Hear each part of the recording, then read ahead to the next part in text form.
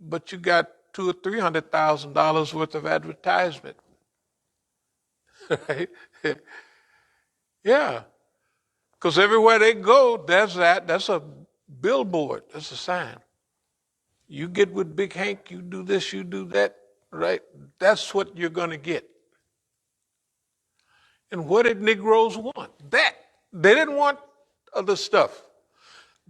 You ask them, what's the number one thing you want, Mr. Negro? I want a Cadillac. Right? You ask them that now, they want other stuff. But not then. A Cadillac. And having it newish or new, hey man, that was a big deal. So a lot of things we didn't know at that time, just like now, but some of the things we did know. And you go fishing, what do people bite at? Them Cadillacs. What do they talk about? Cadillacs. You know what we call the Cadillac that was over 2 years old? A legend. A legend. Because see, if somebody bought a Cadillac and it was a 63 Cadillac, which would have been nice, they would call it a legend. Why? Because that car been talked about so much that that's what they meant. That was the name of a Cadillac over 2 years old. So if you drove by in 1969 with a beautiful 66 Cadillac, that's a legend. It's been talked about, Anyway, that's the psychic of that time. I'm going to get back to Iranians and what this means. I wanted to show this stuff and a part that we played in our community to let you know that I don't care about that stuff. I just absolutely, I don't care about being popular or being accepted. And I'm not taking it from Arabs, and nor am I taking it from you, so you understand. And I never did. I'm talking to my friends right now. It was a wonderful opportunity to have all of these things. Wonderful at an early age, when you're young, and you're okay. So you know the value of things. I just want to inform you that the best part of my life was Islam and that part of the struggle.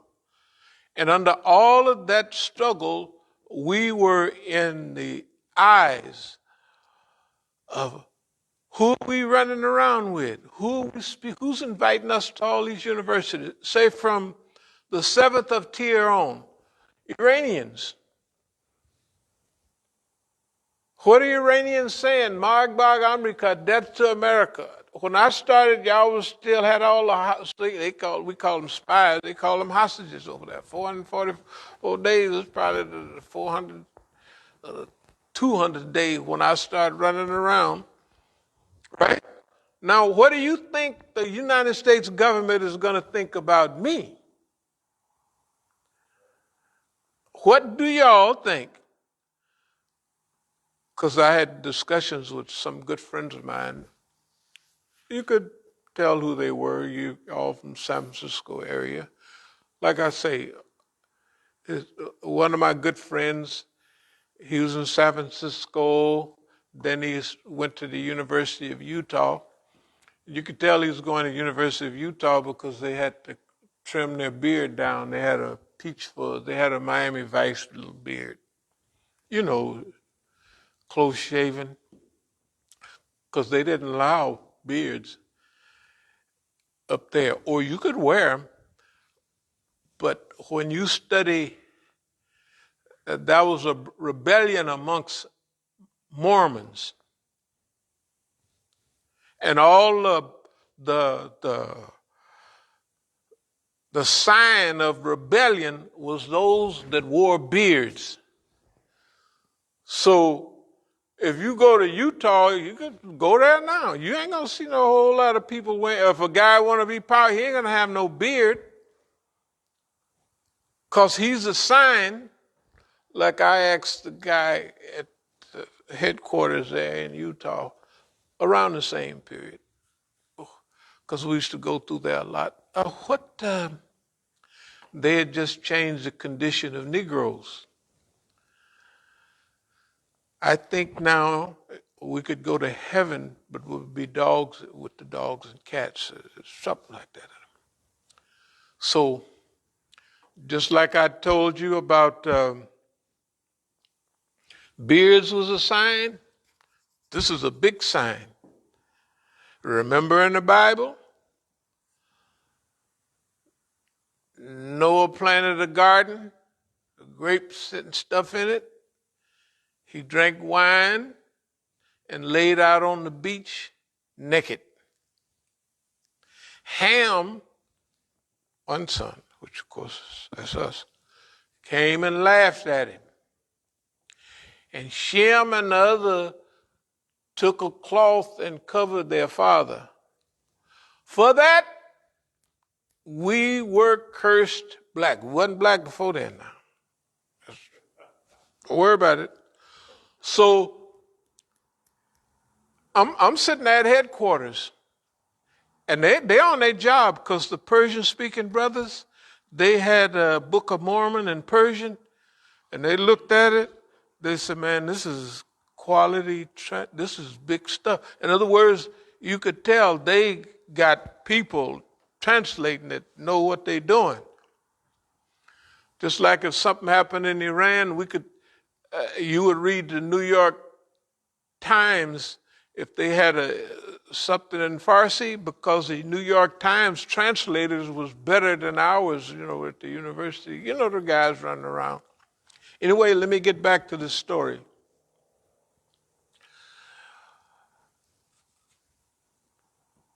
So this is a symbol. This is a sign. So I asked the guy, I said, they had just started allowing blacks to join the Mormon church then. I said, hey, what is this? What's happening with being black? He said, oh, that's nothing. It's just a sign. So I said, what the hell is it a sign of, mister? Was it a sign like beards? Is a sign of those guys that 50, 100 years ago rebelled against John Smith, right? We rebelled against God. We rebelled against the prophet. We laughed at him. If a prophet, can you imagine a prophet laying out on the beach naked? That's what they believe, right? That's what the Bible says. This in the book. Okay, we don't believe it. We don't believe that this is not a prophetic behavior. Getting drunk and laying out on the beach naked. But that's okay. Remember, people got their beliefs. This is a sign. Well, it's Ham, the children of Ham. And they're cursed.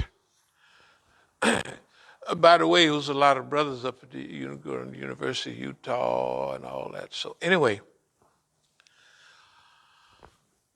so I want to mention something before.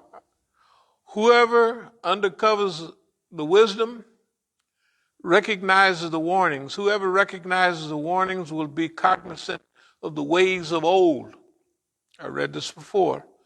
And whoever cognizes the ways of old, it is as though he is among the past peoples. He is guided to that which is most upright. He sees who is saved and that which they are saved by. He sees who is destroyed and that which destroys them. Okay. So now, let me try to focus in on the historical process. not only what the stuff means. Before that, I'd like to mention a little bit of something about tafweed. Tafweed is the delegation of affairs to Allah. And rida is when you are pleased with Allah for what you receive.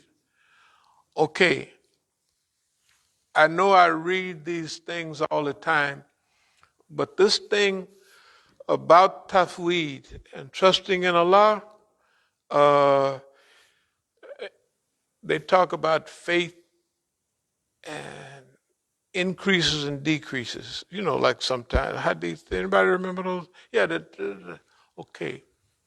This tafweed and delegation increases as you move along, and it gets so powerful that you don't care what other people think. You don't care about where they coming from or who they with and how many people they got, how much money they got, how many soldiers they got. You're just not concerned about that. Because you've turned over your affairs, you've delegated your affairs to Allah. And I just want to tell you, not that I'm bragging or nothing, I did that a long time ago. When I came back to America, I came back for a reason. And when I got heavily into Islam, I realized what the reason was. And then there's also something else with it. How are you going to get to where you think we should be? How are you going to get there? All right. We went through several phases. Let's take this period back a stage or so. Let's call it during our first stage, say from 1980 up to way up, maybe even to now. And that period, that was the first stage of heavy Iman, and I mean, it was nice. And people, even I was giving khutbas in the joint because they sent me back. Yeah, I remember reading, sent me back. Poor brother had to go back to the penitentiary for little or nothing. That's no big deal. It was good. It had to be a reason. Because when you're on the right road, you don't know what I mean. You're not asking, oh Allah, why I gotta go back? I thought I learned all of them. Well, maybe you didn't. Because maybe you're getting prepared. If you was prepared from way back when you was a kid and they would isolate you, what are the first things? You've seen the movies, when you're bad in prison or in jail or anywhere, they send you where? To the hole. What's in the hole? You. Right? Suppose you got some kind of behavior pattern that you just go to the hole all the time. You just go to the hole. Pretty soon you get used to going to the hole. Guess what else? You get used to being by yourself.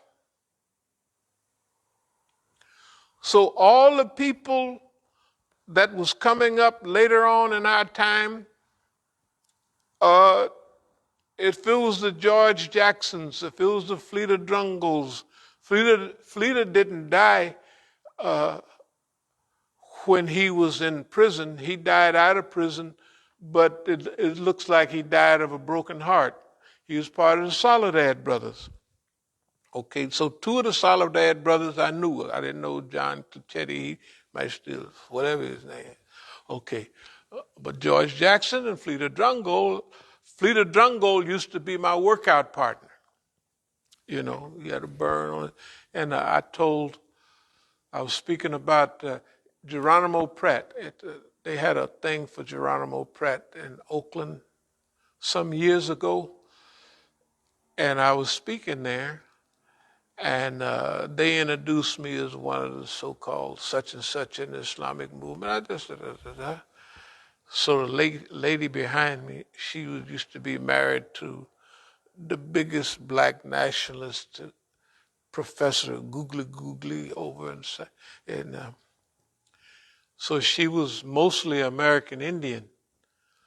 You know, that long black hair look. She was getting a little older. She said, "Are you the one?" We were standing in line to go on the stage. "Are you the one that they called Big Black?" I said, "No, they called me Big Hank because it was a legend." See, the stuff y'all think, "Oh, this brother Musa, you know, he just laying on the ground somewhere." Well, there, of that generation, I'm talking about that generation, not the young kids and everybody running around. They don't remember. But for that generation, that went down 2 steps. The people who was there then